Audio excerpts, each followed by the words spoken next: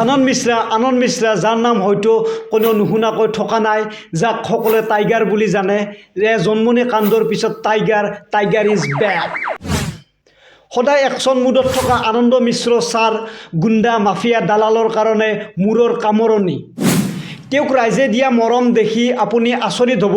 ধুবুৰীৰ পৰা যেতিয়া ট্ৰান্সফাৰ লৈ পেলাই নগাঁৱলৈ আহিছিল তেতিয়া ৰাইজৰ কিমান দুখ লাগিছিল সেয়া মুহূৰ্ত আপোনালোকে ছ'চিয়েল মিডিয়াৰ দ্বাৰাই দেখিছিলে। তাৰপিছত নগাঁৱত এতিয়া লখিমপুৰত আহিছে। জন্মনি কাণ্ডৰ পিছত লখিমপুৰত আহিছে, য'ত সোণৰ নকল সোণৰ ঘাটি আছিলে সেইবোৰ উৎখাত কৰিবলৈ টাইগাৰ আহিছে। Tiger is back.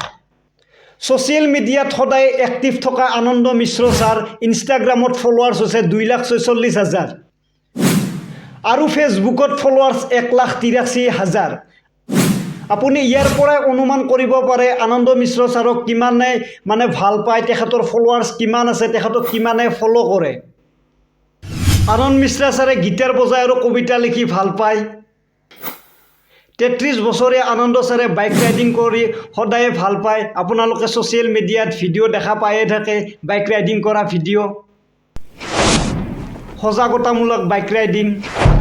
গতিকে আনন্দ মিশ্ৰ ছাৰৰ দৰে এজন সুদক্ষ আৰক্ষী বিষয়া, পুলিচ বিষয়া আমাক অসমত লাগে। আৰু মোৰ ভিডিঅ' চাই থকাসকলে লাইক ফ'ল' এটা কৰি দিব আৰু আনন্দ মিশ্ৰ ছাৰলৈ লখিমপুৰত গৈছে শুভেচ্ছা বাৰ্তা এটা দিব, যাতে তেখেতে ভালদৰে কাম কৰিব পাৰে। আজিলৈ এৰিছোঁ। জয় আই অসম।